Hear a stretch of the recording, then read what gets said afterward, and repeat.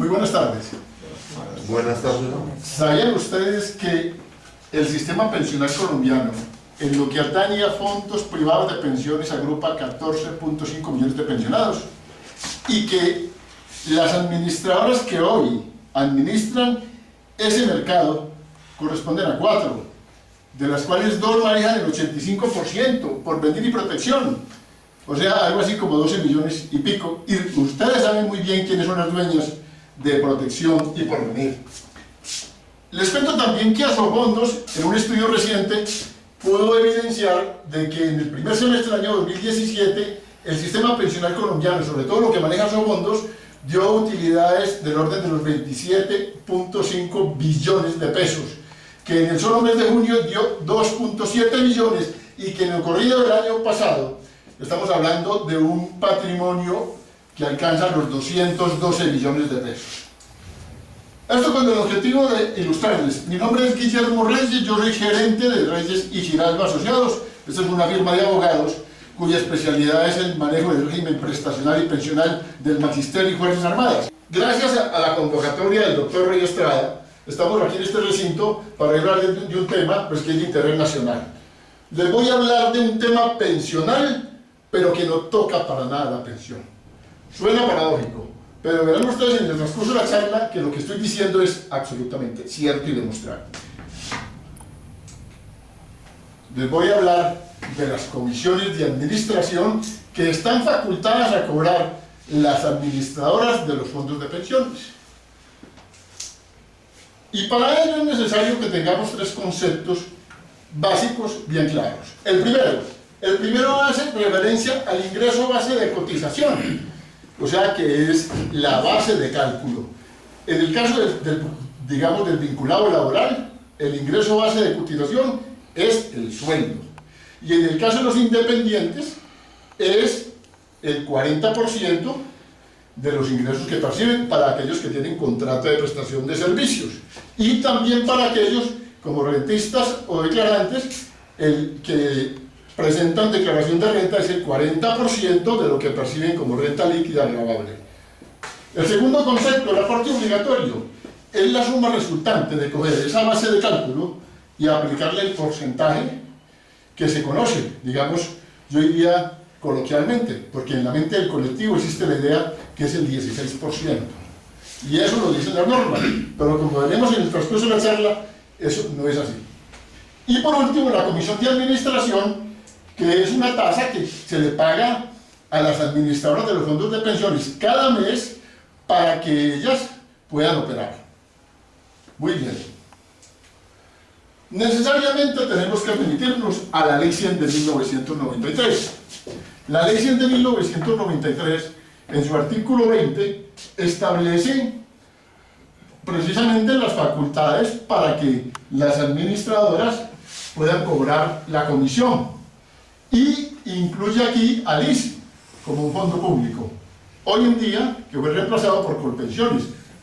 Y en el artículo 104, porque son los 2 únicos artículos que hacen referencia a este tema de la comisión de administración, dice que ellas cobrarán unos montos mensuales y la superbancaria.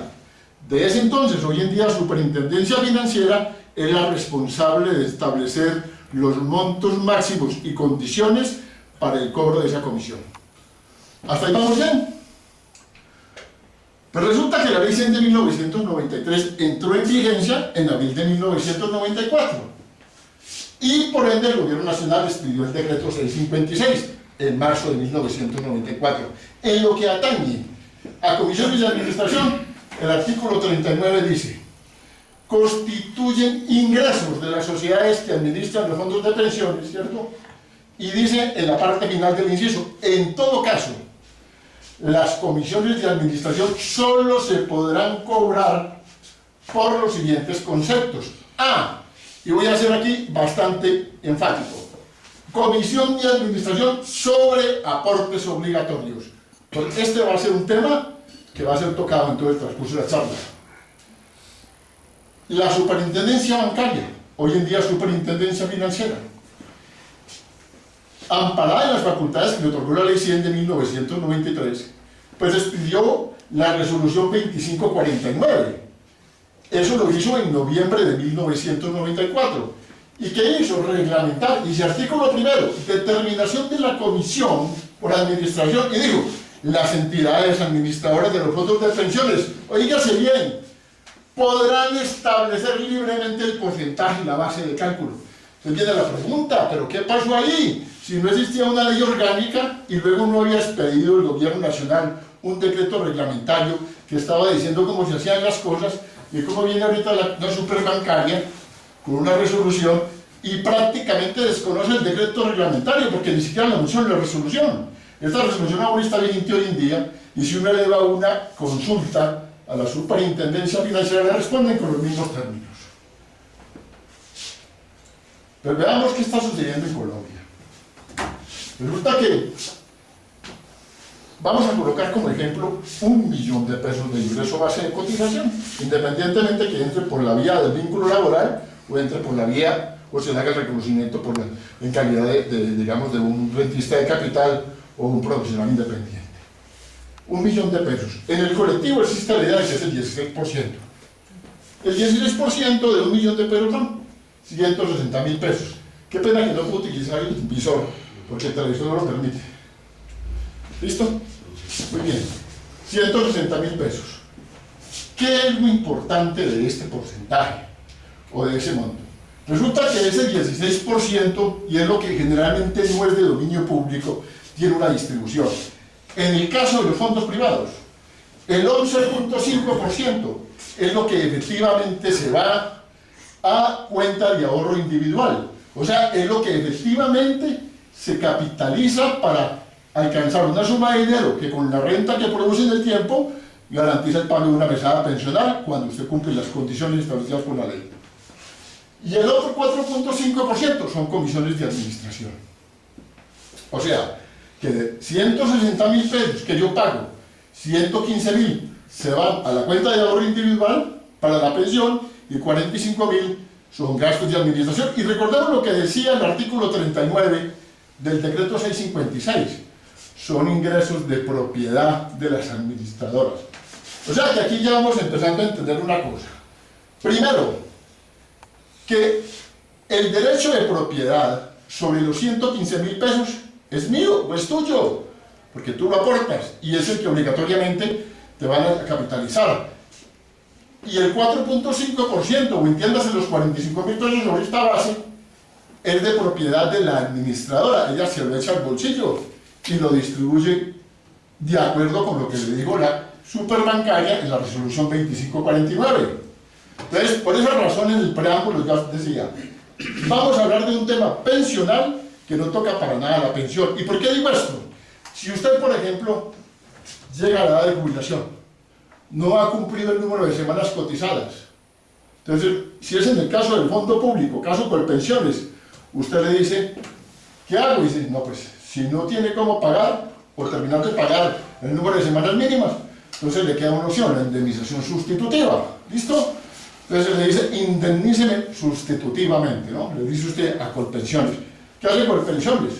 Pues le va a reintegrar solamente lo que capitalizó sobre 11.5%, o sea, sobre 115.000 mensuales, y le devuelve eso más la corrección monetaria, no le devuelve más.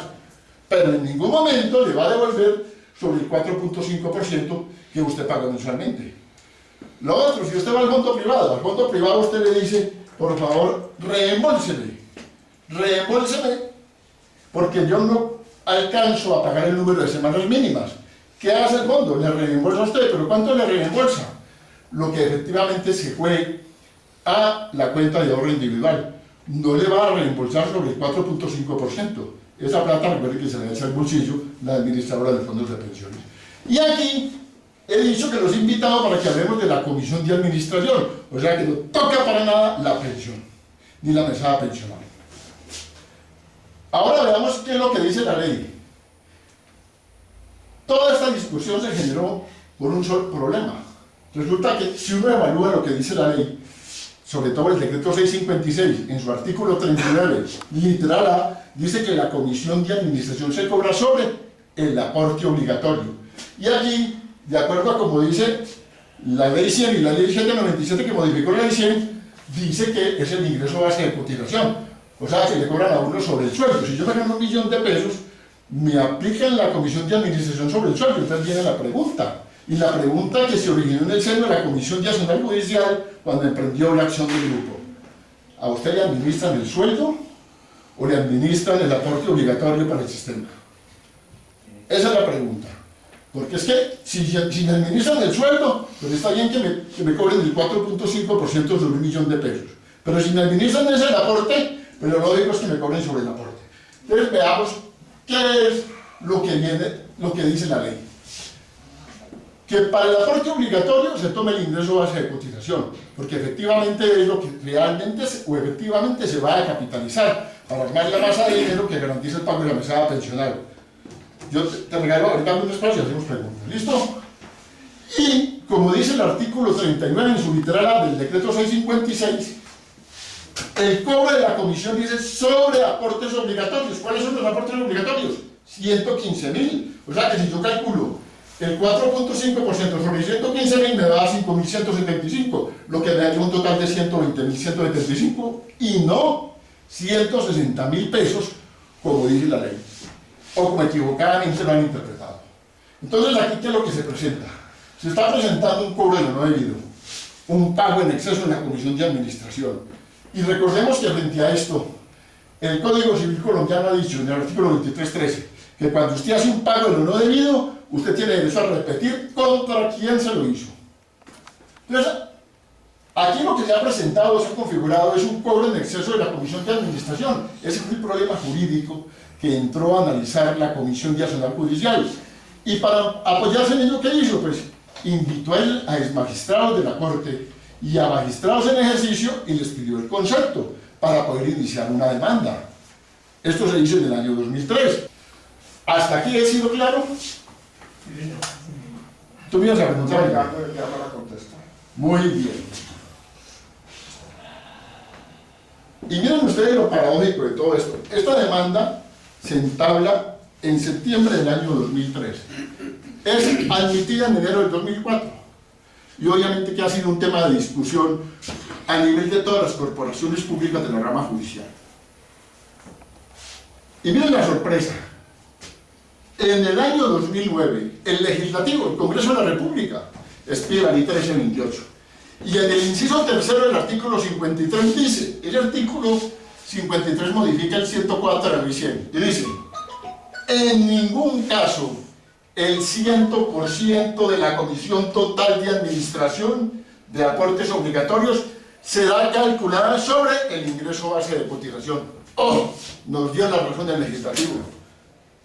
Obviamente que se lavó las manos cuando hizo esto, cuando colocó un 100%, porque dejó una discusión ahí, pero nos dio la razón. Lo que estábamos alegando nosotros en la demanda era eso, de que el quid del asunto era que la base de cálculo era equivocada. Y miren la otra, aquí hay colegas, ¿no? Abogados. Cuando uno está en un proceso jurídico, ¿qué es lo normal? Que siempre la contraparte tenga una posición contraria a la de uno. Y miren lo que ocurre aquí, la cabeza de la demanda es el Seguro Social. Y miren lo que dijo el abogado, representante o apoderado del Seguro Social en una audiencia que se celebró en el Tribunal de lo Contencioso Administrativo del Valle.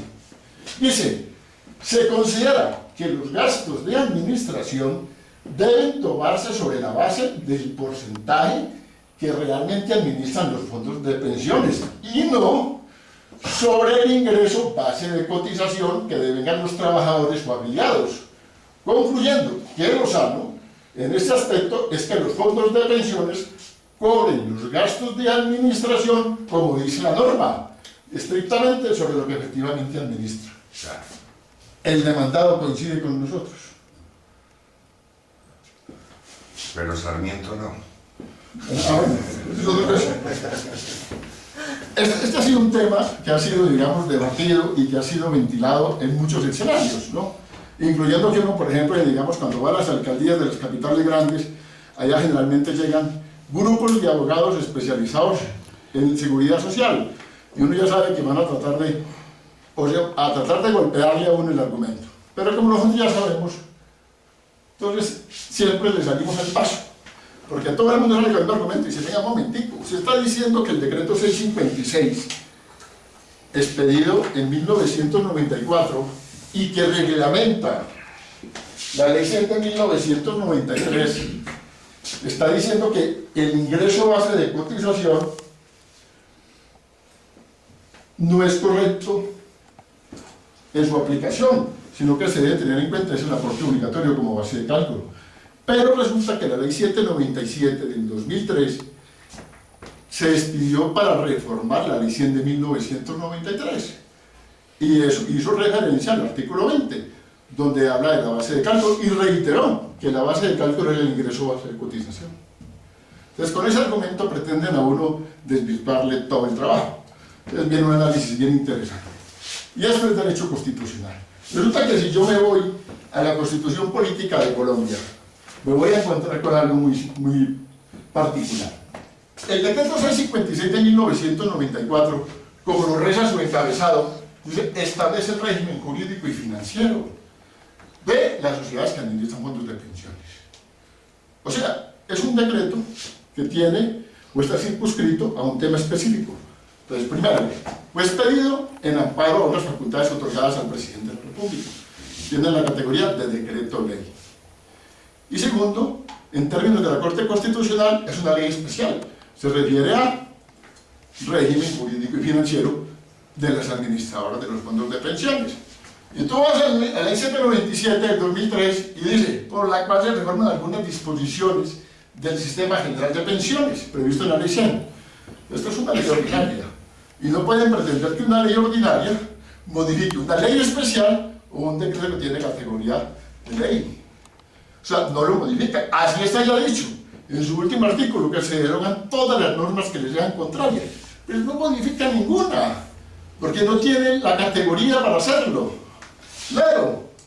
Entonces, con esa razón quedan desvirtuados todos los argumentos de la oposición.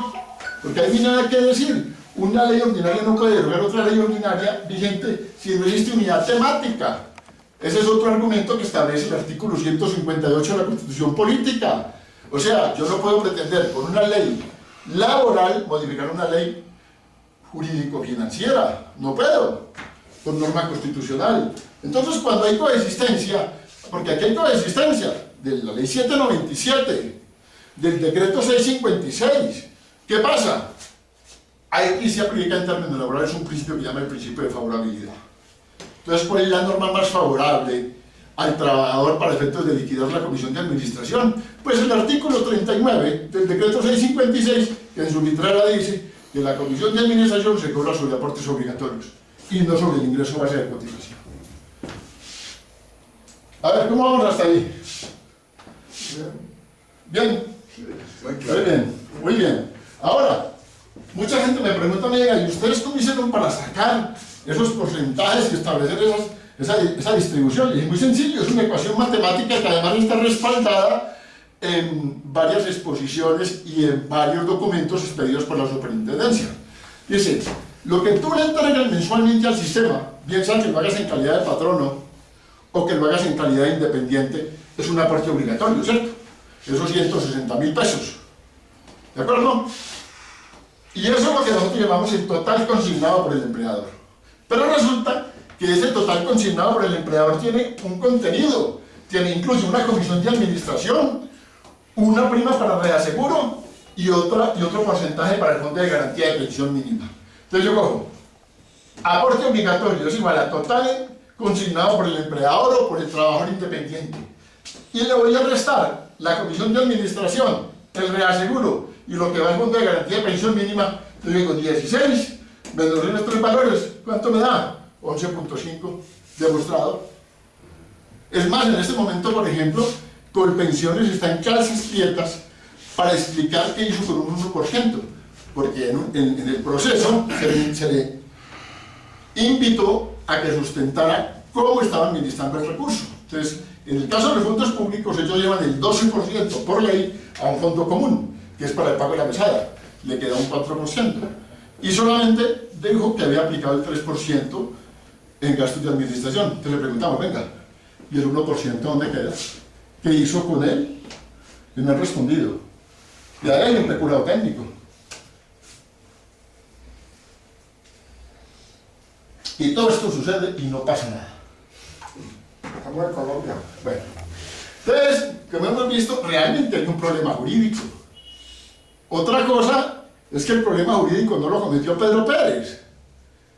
El problema jurídico es producto de la mala interpretación de los que manejan el sistema financiero, tanto de la superintendencia como organismo de vigilancia, como las administradoras de los fondos de pensiones, porque es que uno se va, por ejemplo, a la superintendencia financiera y pareciera más socia del sistema que realmente organismo de control. Les da dificultad contestarle a uno porque saben que uno sí no es socio del sistema.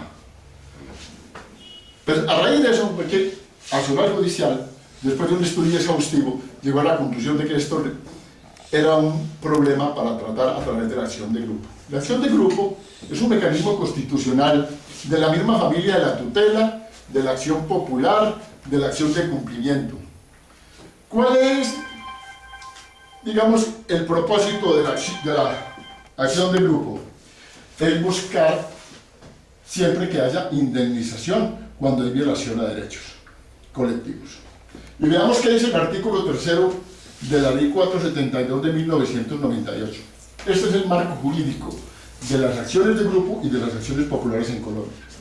Artículo 3º, acciones de grupo. Dice, son aquellas acciones interpuestas por un número plural, entiéndase, mínimo 20, de personas que reúnen condiciones uniformes. ¿Cuáles son las condiciones uniformes? Yo me hago esa pregunta. ¿Cuáles son las condiciones uniformes? La misma causa, ¿no? Que todos somos aportantes obligados al sistema pensional, esté vinculado o no laboralmente. Soy obligado. Lo que le hizo al Tribunal Judicial, como acción de grupo, la promovió como aportantes obligados al sistema pensional.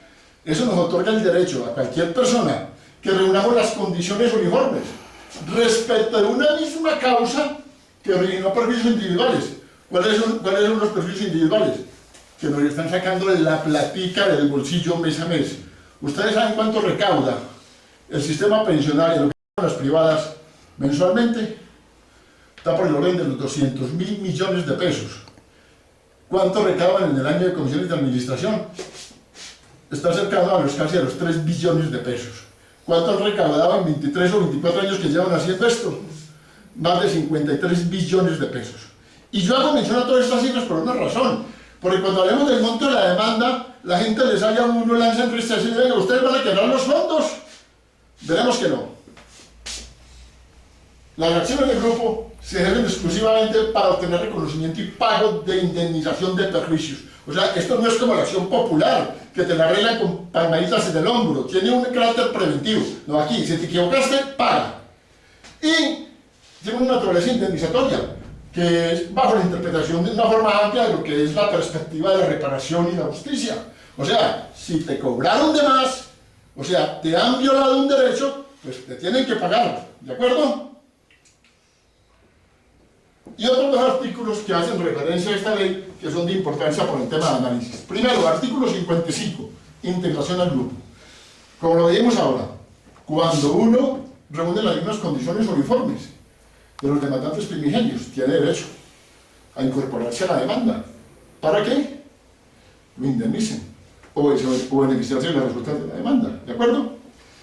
Entonces, el artículo 55 de la ley 472 estableció dos momentos procesales.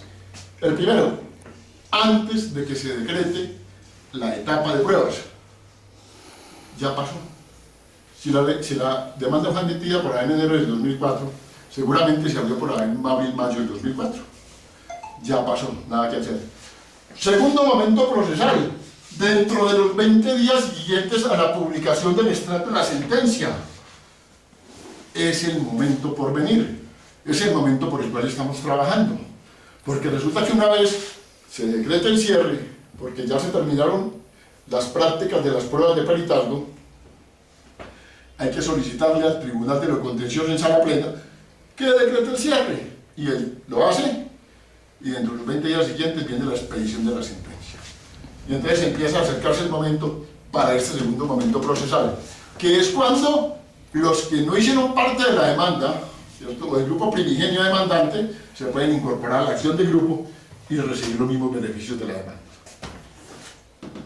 este momento estamos trabajando. Y hay un artículo del 66 que habla de los efectos de la sentencia. Resulta que toda sentencia de una acción de grupo tiene el carácter de cosa juzgada o hace tránsito a cosa juzgada. ¿Qué quiere decir eso? Que una vez se expida la sentencia, nadie más podrá volverle a reclamar a los fondos por el mismo tema, indemnización. ¿Y por qué razón? Porque resulta que esto fue objeto de estudio en la Corte Constitucional. Esto fue una demanda. ¿Y qué dijo la Corte? Dijo, venga, ustedes tienen un derecho y se les establecen los momentos procesales para que hagan uso de él. No lo hacen, pues lo lamentamos. No puede venir a aparecer después a decir, no, venga, es que yo no me di cuenta. No, es que yo en ese momento no me consideraba representado. Entonces yo voy a hacerlo individualmente. Ya no. ¿Por qué razón? Porque en Colombia hay un artículo constitucional que dice que nadie puede ser vencido en juicio 2 veces. ¿De acuerdo? ¿Cómo vamos? No, bien, claro. Muy bien. Ahora, ¿quiénes pueden demandar? Primero, pueden demandar los dependientes, pues porque les están sacando la práctica mensualmente del bolsillo. Los independientes porque igualmente están pagando. Los pensionados o jubilados porque ya le pagaron al sistema.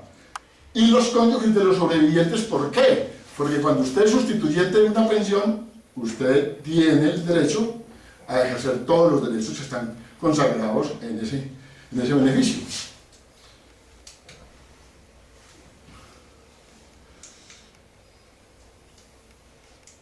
Hablemos un poquito de esto. ¿Cómo se realiza el pago? Resulta que las acciones de grupo, por ley, tienen establecido un fondo para el pago de las indemnizaciones, que se llama el Fondo para la Defensa de los Derechos e Intereses Colectivos. Este fondo es administrado por la Defensoría del Pueblo, y para eso se abre una fiducia. Entonces, ¿esto qué garantiza? Eso lo hizo la ley así, para evitar de que, digamos, como siempre, las acciones de grupo van orientadas a buscar indemnizaciones de alto monto, ¿cierto? Entonces, evitar que los recursos se expongan. Aquí, por ejemplo, ni el abogado puede disponer de los recursos de indemnización de los demandantes, ni los demandantes pueden disponer de los honorarios del abogado. Todo se reclama con el extracto de la sentencia ante la Defensoría del Pueblo, y ella tramita ante el fondo. Y lo otro es que nadie puede manejar dinero en efectivo, porque si está en una fiducia, a usted le hacen transferencia a una entidad bancaria. Muy bien. Hablemos ahorita de las instrucciones. Recursos procedentes. A ver, una demanda de estas, cuando sale un fallo, pues tiene la posibilidad de ser apelada. Para la apelación hay 3 días. El superior tiene 20 días para fallar. Y si por alguna razón pide pruebas adicionales, tiene 10 días. A lo sumo tiene 33 días. Esta es una de las evidencias de que yo les decía ahora. Las acciones de grupo, que son de la familia, de la acción de tutela, de la acción de popular, de la acción de cumplimiento, están blindadas con ese propósito de garantizar los derechos. Y si se va a un recurso de revisión o casación en el Consejo de Estado, porque resulta que por ley la primera instancia es un juzgado administrativo y la segunda es un tribunal, se va, tienen 90 días. O sea, ya aquí para adelante no hay forma de que esto lo dilaten. ¿Cumplen o cumplen? ¿De acuerdo?